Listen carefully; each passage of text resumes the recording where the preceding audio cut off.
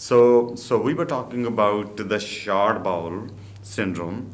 As you looked into our data, majority of the patients are getting around 200, but in extreme cases we have gone up to 350 centimeters.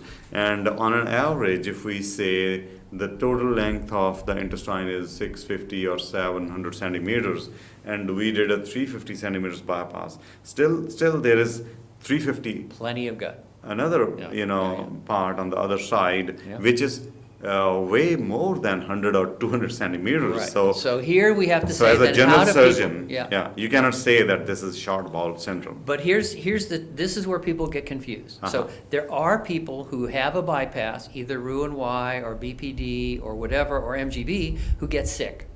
Okay, and so then they say it's too much of a bypass. Right. That's wrong. Okay, it's not short bowel syndrome. The answer is it's small intestinal bacterial overgrowth syndrome, or what we used to call blind loop syndrome. Yeah. If you grow bacteria inside your intestine, that could be because of the bypass. No, because of the bad diet.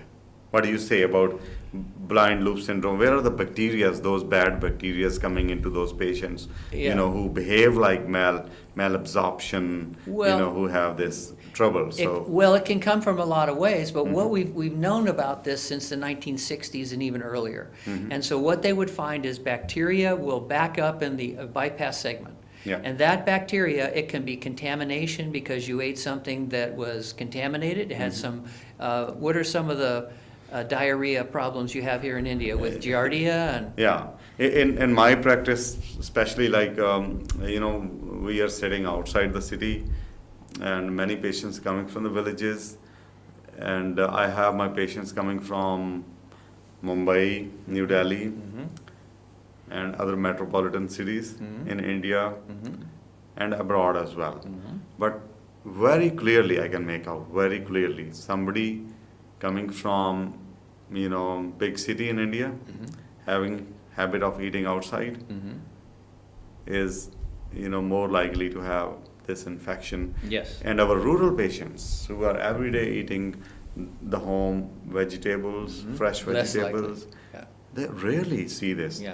Probably that is the reason why in my case we think that we don't we see think this the gut malnutrition. microbiome is critical now. You know this, of course, but we'll take our readers or listeners through this. The idea is that we live and breathe and have our health based on the bacteria that live within us.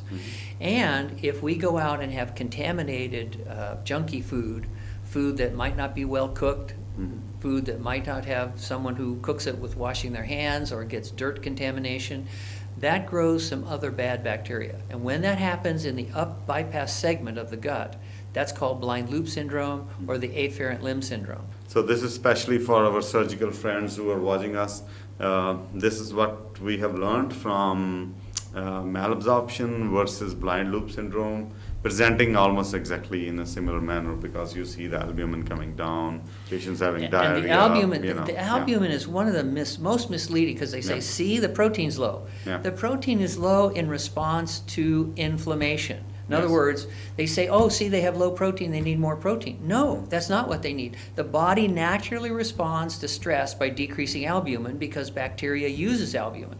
And this is misunderstood by so many surgeons I talk to. It's just really disappointing. They think, oh, we'll just give them bunches of food. No, this is an infection of the afferent limb, and it needs to be treated 1, 2, or 3, depending on how severe.